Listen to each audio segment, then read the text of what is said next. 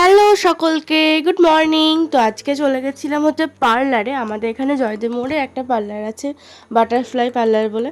তো ওখানে সত্যি খুব ভালো কাজ হয় আমি শুনেছি, তাই ওখানেই চলে এসেছি আমি আর মা। তো পার্লারে ভেতরটায় খুব ভিড় ছিল, তাই আমরা বাইরে বসেছিলাম। আর এখানটা এত সুন্দর ঠান্ডা হাওয়া দিচ্ছিল, বেশ ভালো লাগছিল বসে থাকতে। তো তারপরেই দিদি ডেকে নিল ভেতরে। তো তারপরে আমি প্রথমে হেয়ার কাটটা করে নিলাম। আমি দিয়েছিলাম লেয়ার, আর পেছনটা দিয়েছিলাম একদম সিম্পল রাউন্ড দিয়েছিলাম, কারণ পেছনটা হিজিগিজি কাটলে দুদিন পরে আবার বিচ্ছিরি অবস্থা হয়ে যায় চুলটা।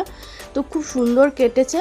তো তারপরেই চলে এসেছিলাম হেয়ার স্পা করতে। চুলের অবস্থা খুবই খারাপ ছিল, এতটাই রাফ হয়ে গেছিলো, একটা চিরুন পার করতে পারছিলাম না আমি চুল দিয়ে।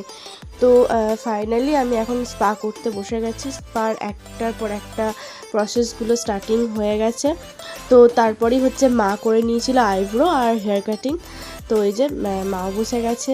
তো তারপরে আর এখানেই ম্যাসাজটা সিরিয়াসলি অসাধারণ ছিল, ম্যাসাজটা খুবই ভালো ছিল।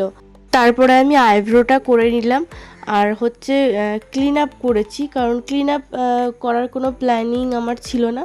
ওখানে গিয়ে দেখলাম যে না, করাই যাক।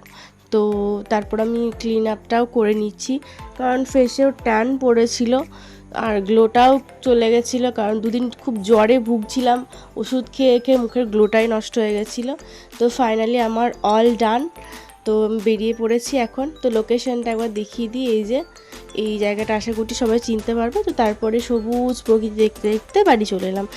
পুজোয় সকলে খুব আনন্দ করো। তো ভিডিওটা এই পর্যন্তই, টাটা সকলকে।